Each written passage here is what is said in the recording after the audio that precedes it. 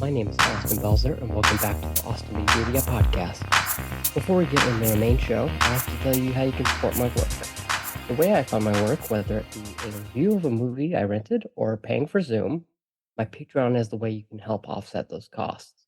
Patrons like Ambula Beulah, Brian Scuttle, David Walters, Joseph Davis of Sip Pop, Matthew Simpson of Awesome Friday, Tom Blackburn, and more help make episodes like this possible.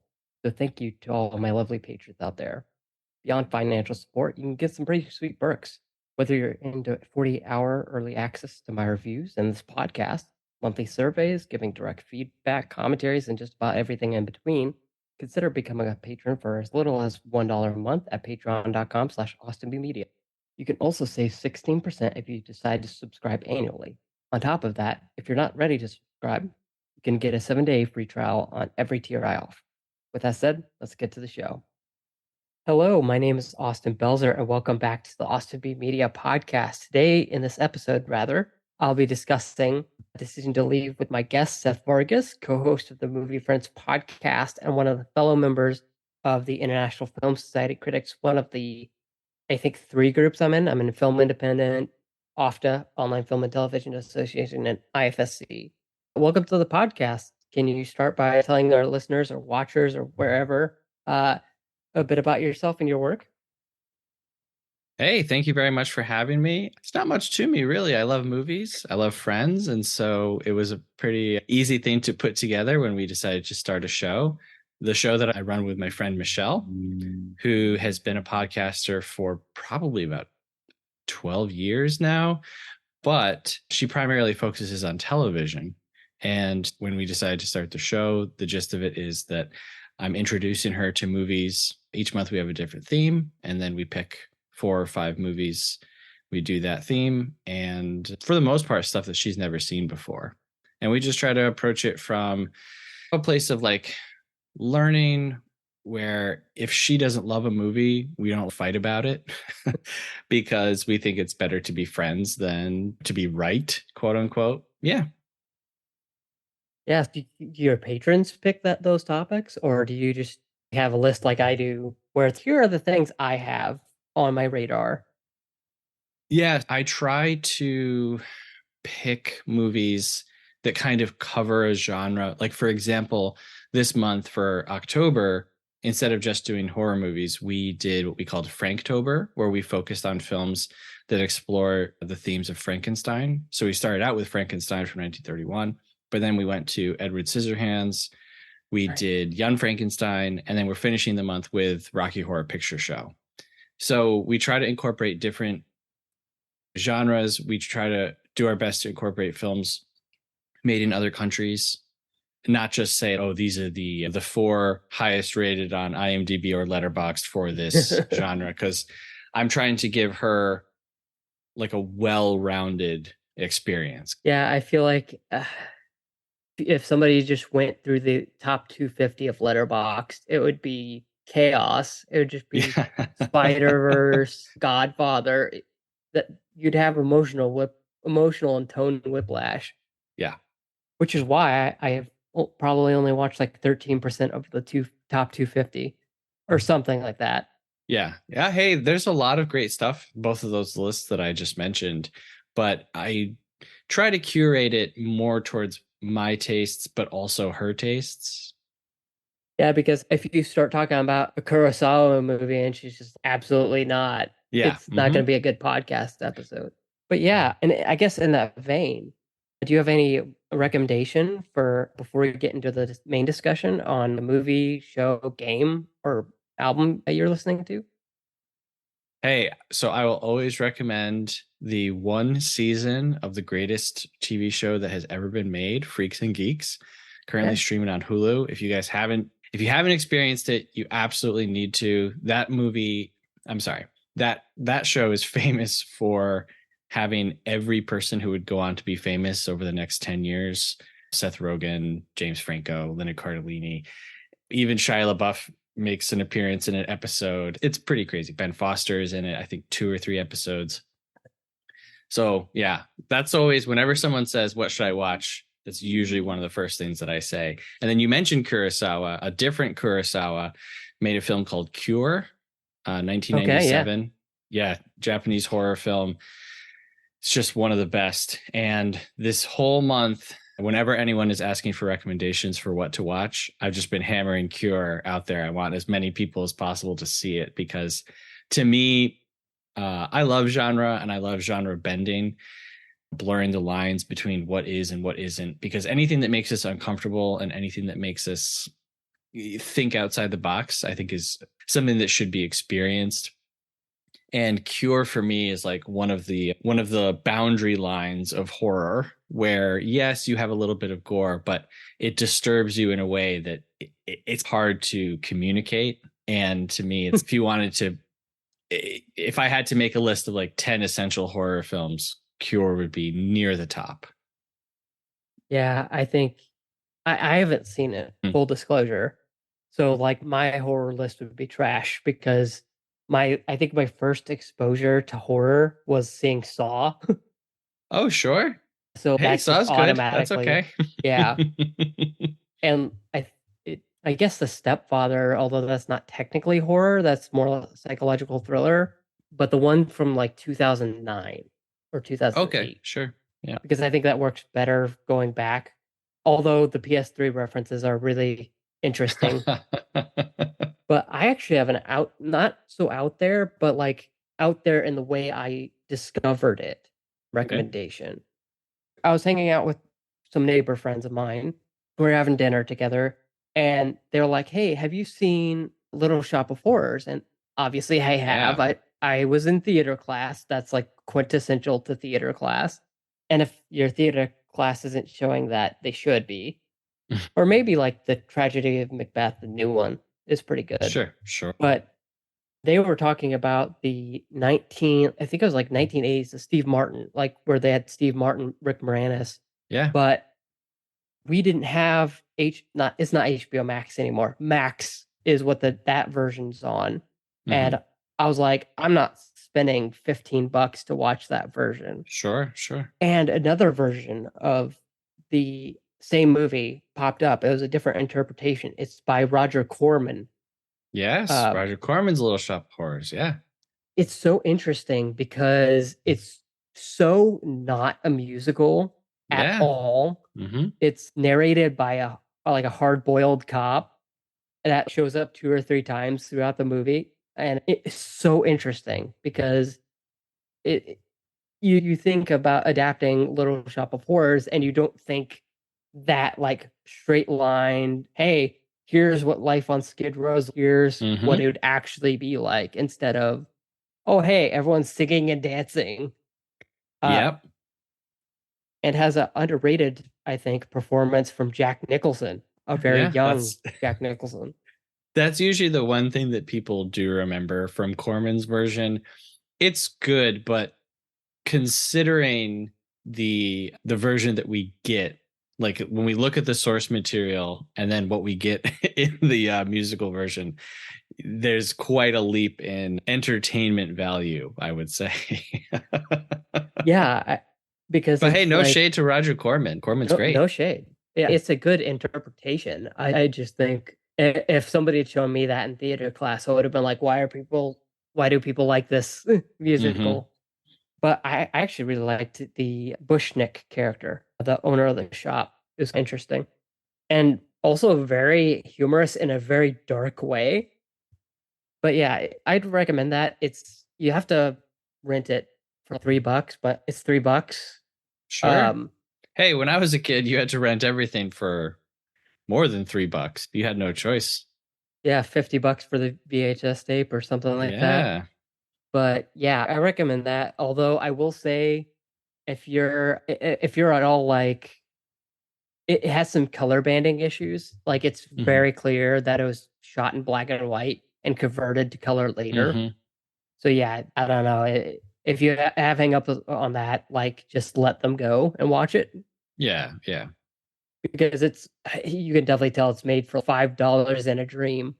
Uh, Hey, look, I think as a movie lover, you should be able to turn off anything that a movie could have in poor quality, whether that's sound, if you're going to get into the Giallo films, of the 70s and early 80s from Italy. You have to let go bad sound and ADR and acting. I think you should be able to, just as much as we suspend our disbelief when we enter into a story, we should also suspend like anything, because a good movie can possess really bad qualities and still be a good movie. So, Yeah, Christopher Nolan's following suffers mhm. the same issues. Really Nolan bad is ADR. maybe my second favorite Christopher Nolan movie of all of his Oh, films. interesting. Yeah, it's great. I I think always say, Oppenheimer's there, yeah, Oppenheimer is good. Yeah, that was but good. recency bias. Yeah, I always say I would love to live in a world where Nolan stayed like making these street level movies like Following or Memento, where the budget and the effects don't get in the way of the clever story. Yeah. Yeah. So, but yeah, who knows? If he could do that now, if he could just say, I'm going to make a movie for $10 million, I think it would be pretty amazing. Yeah, and yeah, I would definitely prefer that other than the marketing machine that's go experience like this nuclear explosion. And I'm like, Yeah. oh, no. Yeah. I think all that, when we're told something and then we're given something different, all it can do is set you up for disappointment. And but yeah, he could make a movie in secret, drop it on Netflix, and it would be the most watched thing immediately. So he doesn't, at this point, he doesn't need all of that marketing nonsense. Yeah, and M. Night Shyamalan's a great example of it, I Mm-hmm. think, because Knock at the Cabin came out and people were like, yes, we want to see that. Yes, please, Sure. more. And he just M. Night Shyamalan just hides away for a year and then he's, hey, I got a new movie. Here you go. Mm-hmm. Yep. But with that said, we're not here to talk about Oppenheimer, Following, anything like that. We're here to talk about Decision to Leave. Yeah. So yeah, let's just get into it. I know earlier before we started recording, you talked about seeing Decision to Leave at Alamo Drafthouse. So Yeah. I would love to hear about that.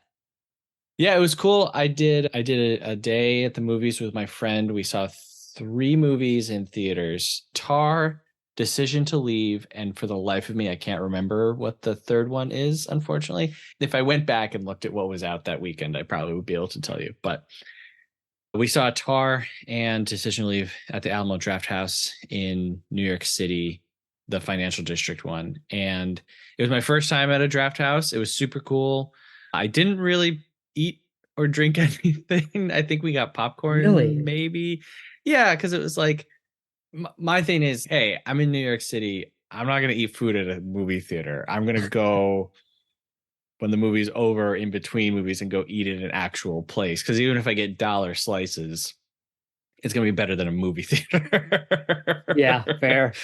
But what I was most appreciative of at that showing was they had a little presentation from Park Chan Wook where he explained, he was like, I wanted to make a movie that was both like a police thriller and a romantic comedy, and I wanted to blur the lines so that you didn't know which one you were seeing.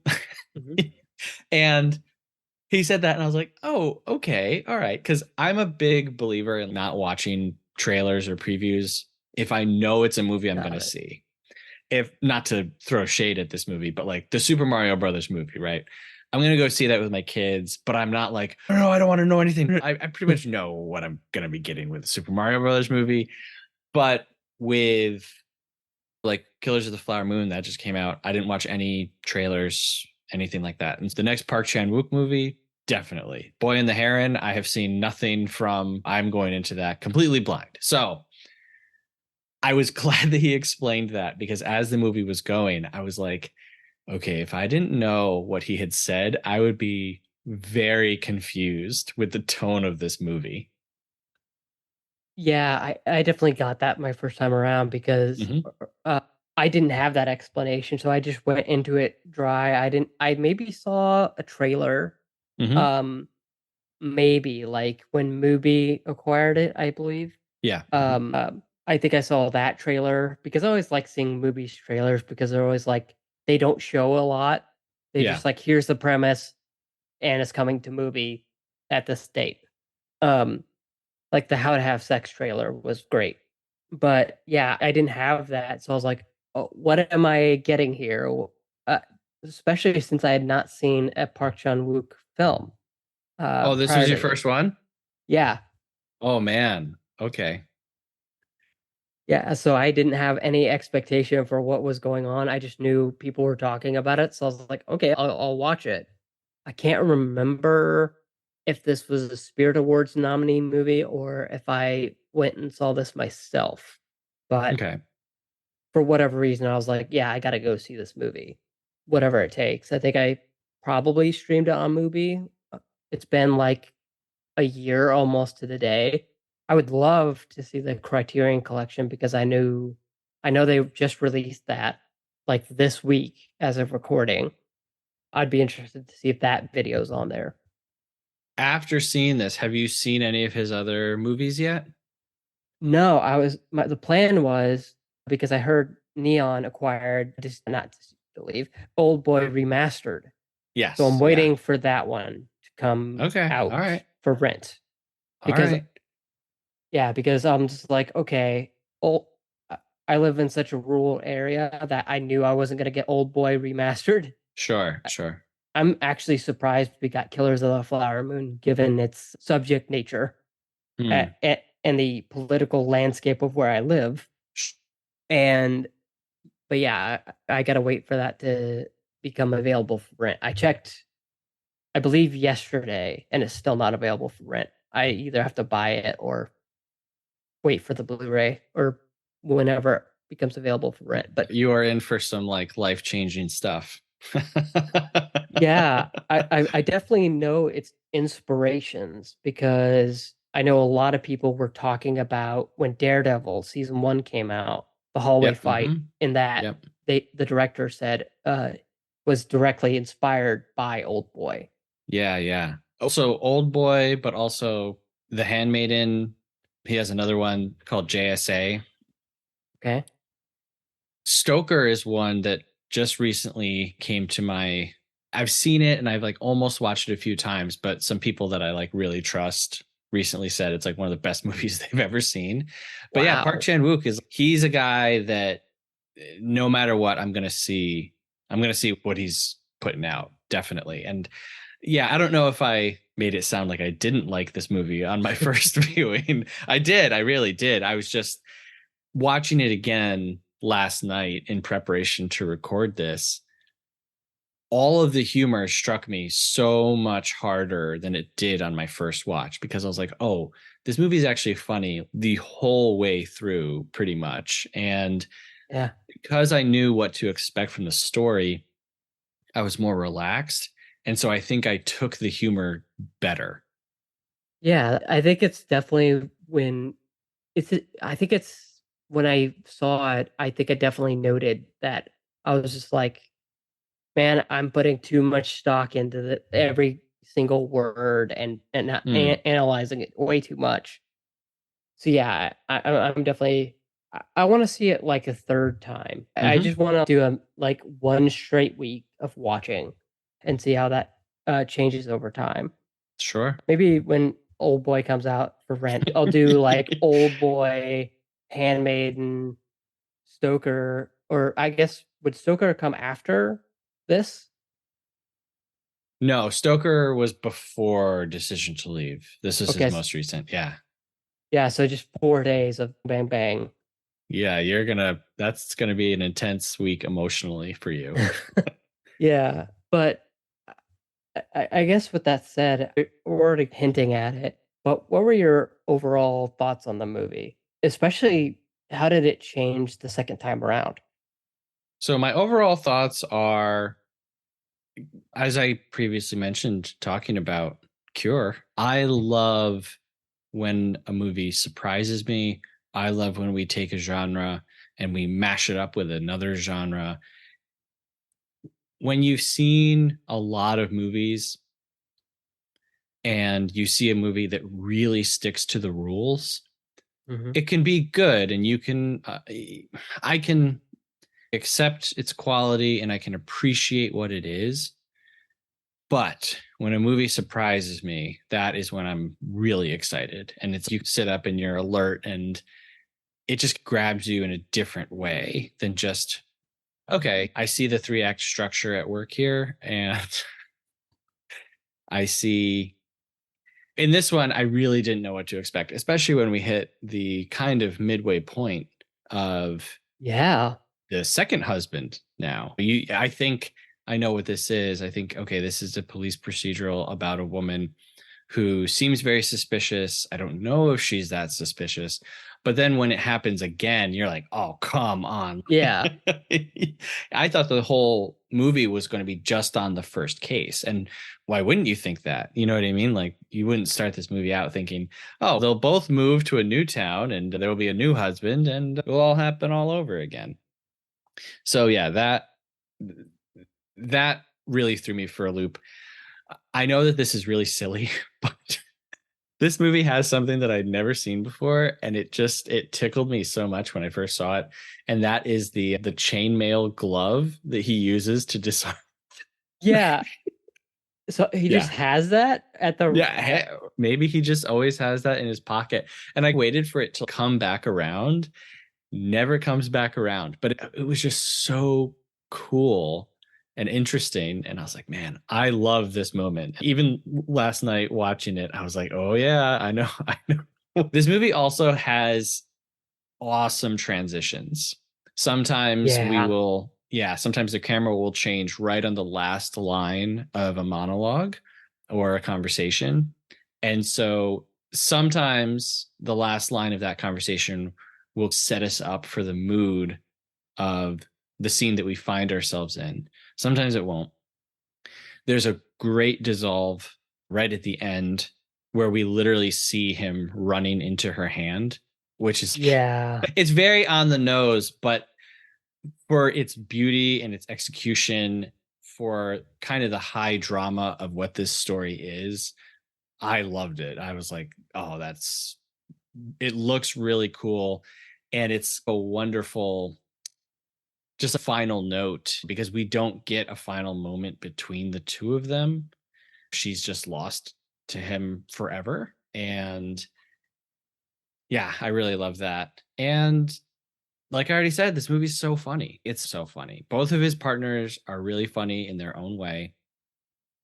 His second partner, I wanted so much more of her. Like, I was like, please talk. Like, every line delivery when he's in the pool and we see her in the shot in the distance behind him and she's like scampering down and like crawling down slowly Yeah. to get down into the pool. Yeah, real big fan for sure. Yeah. And I yeah, I have to echo all of that. It's so inventive in Mhm. ways that you don't realize even after the first viewing, that you're just like, speaking about transitions, I think my favorite one, I can't remember i- if this is the exact transition shot, but I think there's like a cup of coffee and we go into an extreme close up and then it turns into something else, like Mm. a moon or something like that. There's a lot of clever at one point when we see the dead husband with his head to the side, that turns into the inspector's head turned at exactly the same angle. And it's cool. It's really cool. Yeah, yeah, it's so cool. I think that's a great way to summarize this movie. It's just so cool. And I know you said this earlier, but it does surprise me in very many ways, and especially Mhm. when it came out, or at least when I watched it for the first time, it was one of those movies where I'm like, "Oh, this is a movie that's gonna make that impact on Mhm. me." That just because I don't know about you, but when I used to say you watch a lot of movies, when you review a lot of movies too, you tend to get this disillusioned factor to you. And when you can come along with a movie where it's like, this is so much better than I actually thought it was going to be, Mm. it's nice and refreshing that that it just lifts your spirits for the entire day because you're like, finally, not like a formulaic thing that I Hmm. have to like struggle to get through or something like that. Because there are those where I'm like, this movie, because it would be Hmm. so horribly bad. But yeah, I feel that. But yeah, I guess talking about more of the technical side of it, I know we already talked about Park Chan-wook before, but I want to talk specifically about the direction of the Sure. movie. You've watched more movies of his than I have, so I guess how does this compare to his other movies? You talked about Stoker, Old Boy, Handmaiden, and what? How does this differentiate itself and make it just so much makes itself stand out amongst that? Sure. What I will say is all of his movies definitely have humor, and I wouldn't call any of his movies that I have seen, I wouldn't call them formulaic. They do feel fresh. Now, this is coming from an American who grew up in New York, who has seen I've seen Korean films, but I'm not a Korean film expert. And so perhaps to someone living in South Korea, they're like, this guy's, he's fine. I like how I feel about Steven Spielberg. I'm like, yeah, he's fine. It's okay. Jurassic Park, yeah, that's a Yeah, fine movie. Okay.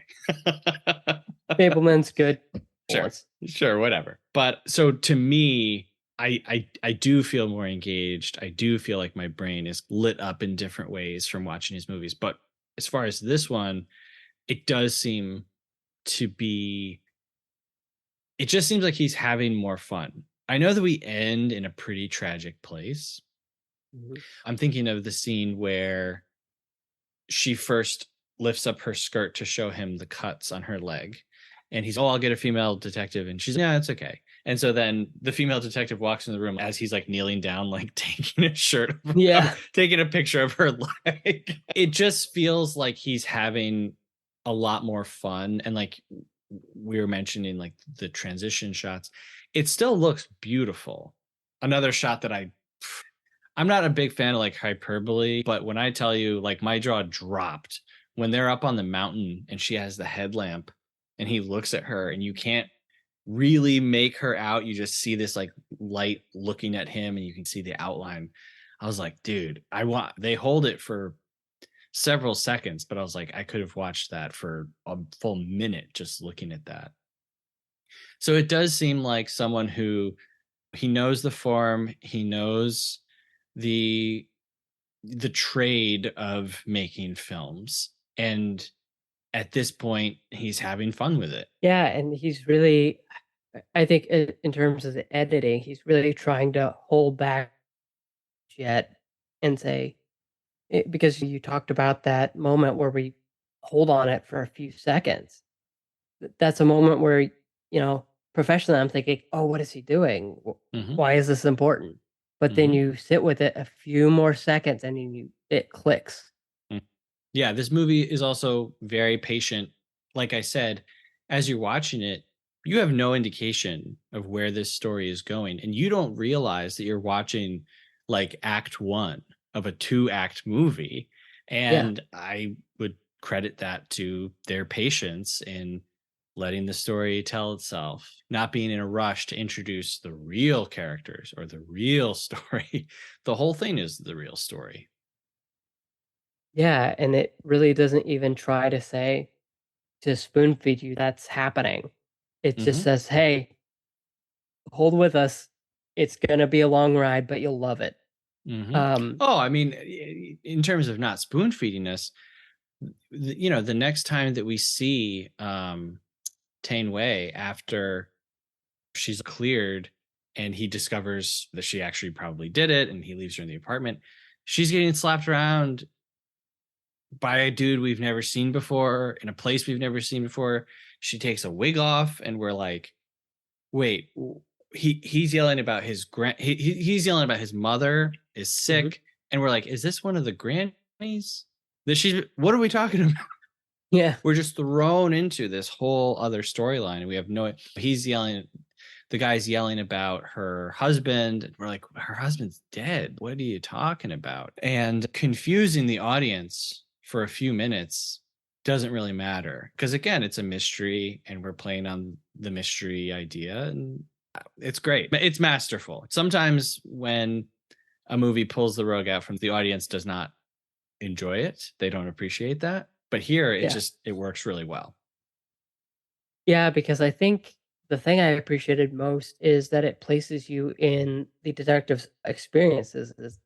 He's confused too, so you're just Mm-hmm. along the ride with them.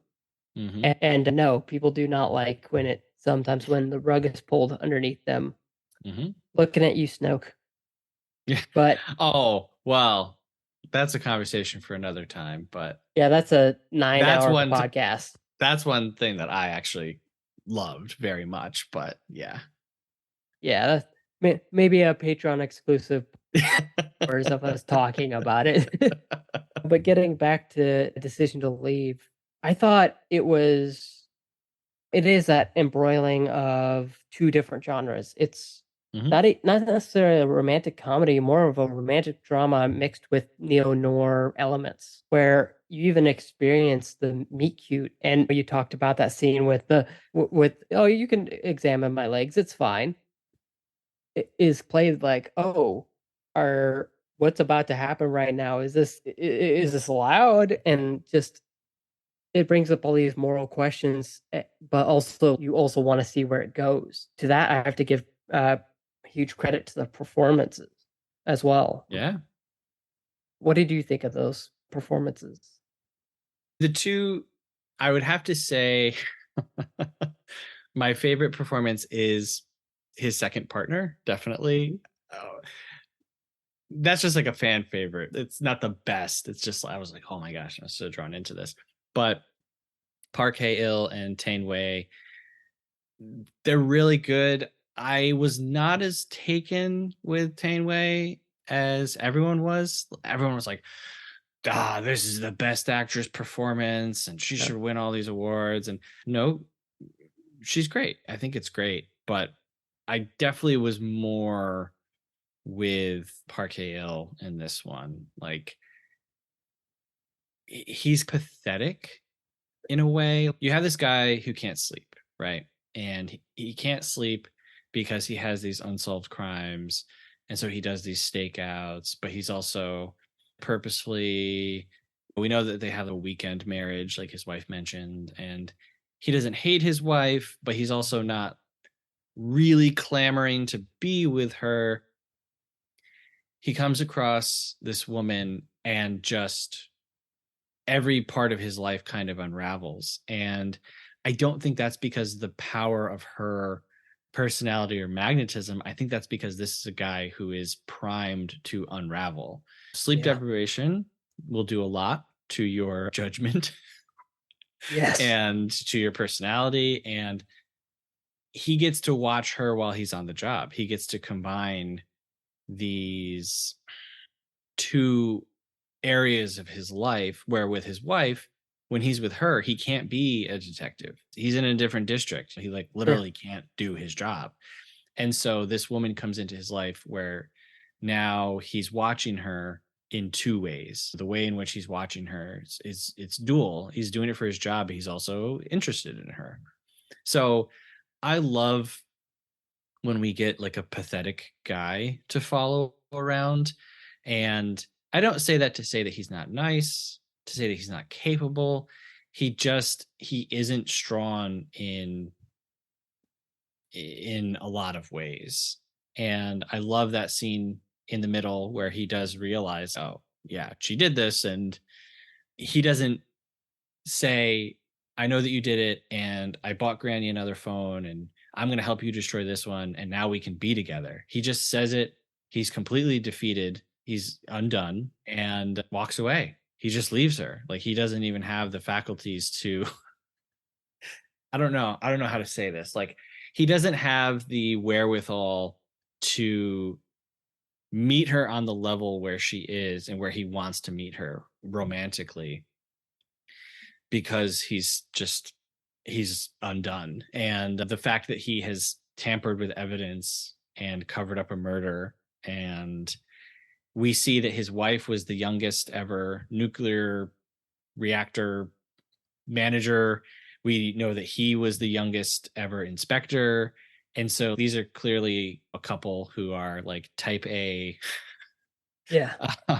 They're go-getters, they're achievers, and he has just he's let his marriage fall apart because of her. He's let his career fall apart because of her, his own personal character and morals. And I love it. I love to see it. Yeah, I think that's my read on it too. And I will say 2022 was the year for wimpy guys in movies. Sure. I think no, Drive My Car was 2021, wasn't it? Yes. Okay. But I'm of a similar read. Gosh, I will say that what's her name? Tang Wei, I think her performance kind of leans way to melodrama at some points. Hmm. But I actually think I have an alternate theory for why he was interested in her from the Okay. beginning. I think because I think logically, this is just where my mind went. It, I think it was she was a mystery for him to solve, Mm. and illusion was broken. He was like, okay, I'm done. I can't. I if you're not interesting to me, if I can't like analyze you, then I have no interest. Yeah, and I think that character would agree with that because she says, "Guess what? Now I'll always be on your wall. I'll always be unsolved. You Yeah. will think of me forever." Yeah, and almost asserting a kind of power over him that she knows Definitely. you'll never forget about me. Even Oh if yeah. 20 years from now you're gonna like rock it up from your bed and think, "Oh, I didn't solve that."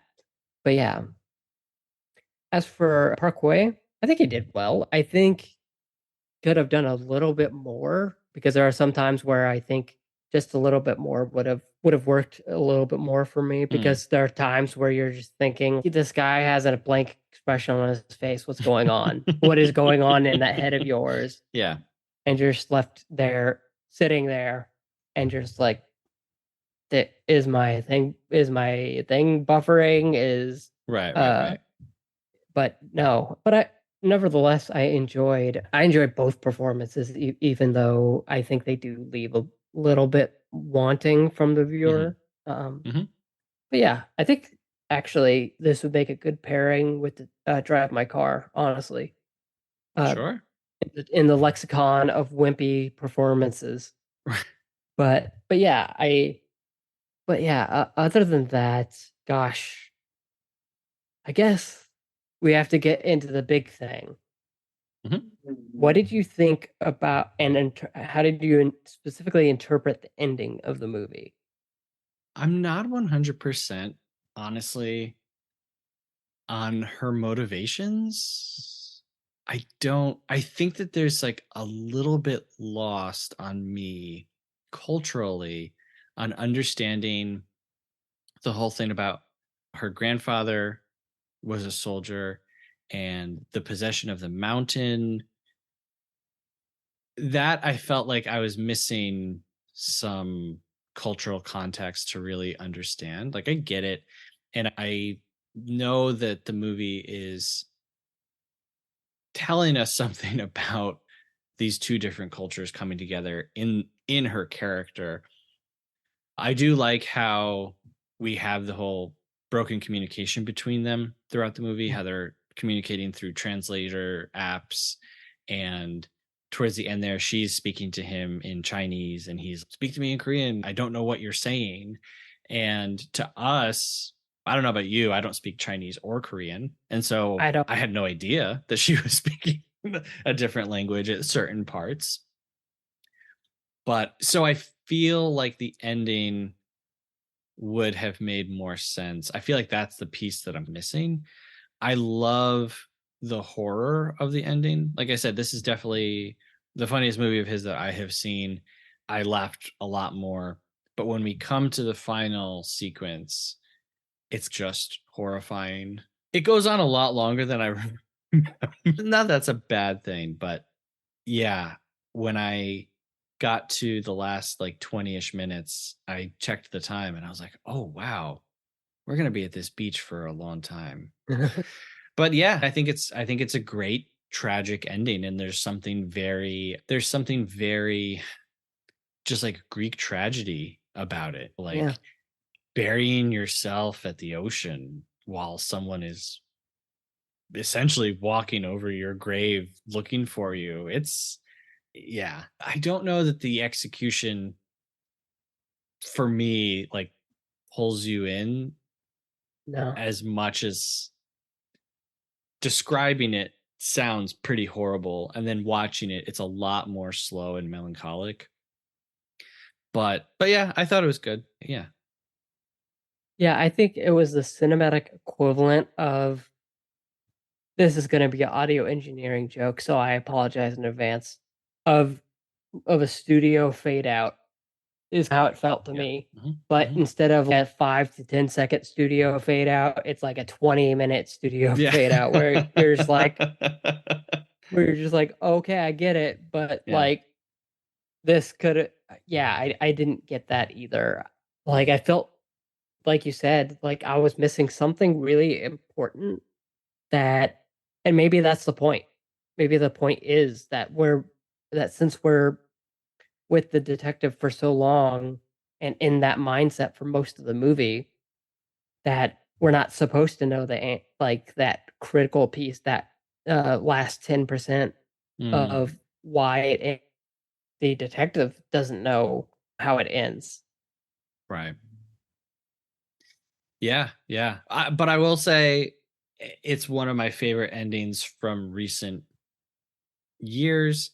And whenever someone mentions Decision to Leave, I remember that ending. So, Yeah, and yeah, it's part of the reason why I wanted to talk about it a year later, other than obviously the Criterion Collection thing, which I love that cover art by the way. And but yeah, it, yeah, I really love this movie. It probably ended up in my top 20 of last year hmm, or something like that. I'd have to go look and verify, but because I watched over 200 films, so maybe it's in like the top 50. right. But yeah, it's definitely up there for me. I fully plan to, once Old Boy Remastered is out or whatever you want to call it, go back again to Decision to Leave and really Mm, just see it as a whole, as a piece of his filmography, rather on than by its own, so I can maybe recognize some of the patterns from his other movies in this. And it's funny, we talked about it earlier, The Handmaiden.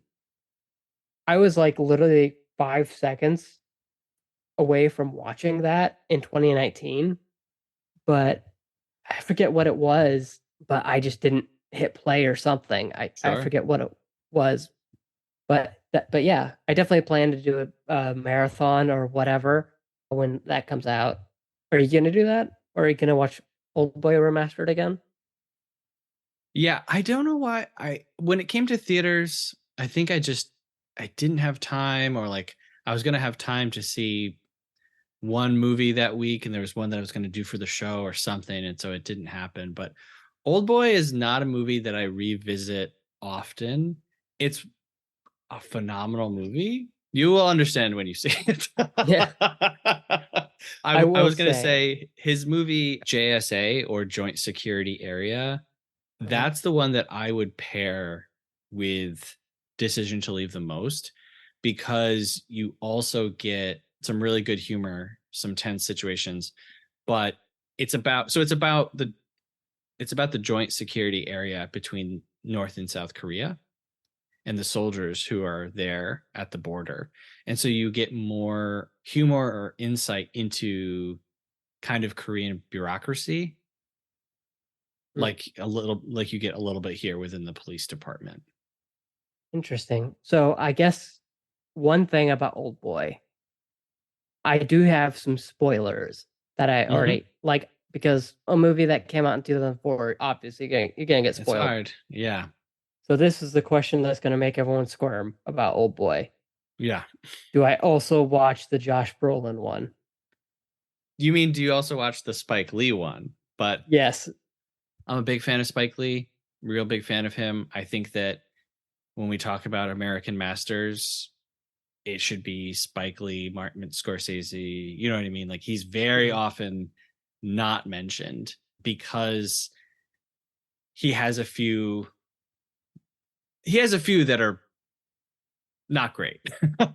And Old Boy is one of those. So I would say no, honestly. I'm Okay. not big into telling people not to watch movies because there have been movies that I was told not to watch that when I finally watched them, I was like, this movie's amazing. What's wrong with you? What are you talking about? Like when I watched Showgirls for the first time, I was like, what is wrong with everybody? Come on, man. This movie rules. But having said all that, yeah, you can skip the Spike Lee Old Oh, Boy. okay, good. I probably was going to anyways because I don't think I need the dynamics of some of the stuff that happens in the MCU. I've seen a certain scene from that movie Sure. with him and Elizabeth Olsen, Yeah. and And that's also painful for me to not recommend Old Boy because I love Elizabeth Olsen. I love yeah, her in same. everything that I've seen her in. And honestly, her inclusion in the Marvel movies was like one of the reasons why I stayed watching Marvel movies for as long as I did. Because I was like, Elizabeth Olsen is great. These movies can't be that bad if she's in them. But yeah, it's just comparing the two. The original Old Boy is a triumph of filmmaking, and yeah, the other one isn't. Yeah, yeah. She's WandaVision was what kept me going because I said Yeah, I was done with Endgame. I was done with the MCU after Endgame, and then I was like, "Ooh, WandaVision looks cool. Ooh, Spider-Man: No Way Home looks cool." yeah. And WandaVision then, was great. I still love WandaVision. and now I'm trapped by the MCU. I'm just trapped. I'm watching Yeah, Loki season two. I I dropped off of the TV shows because I was like, oh, they're really not like anything that's going to connect these shows to the movies and to each other. I can literally read in like a 30-second summary. I did drop off of the TV shows. I'm looking forward to the Marvels. I like Brie Larson.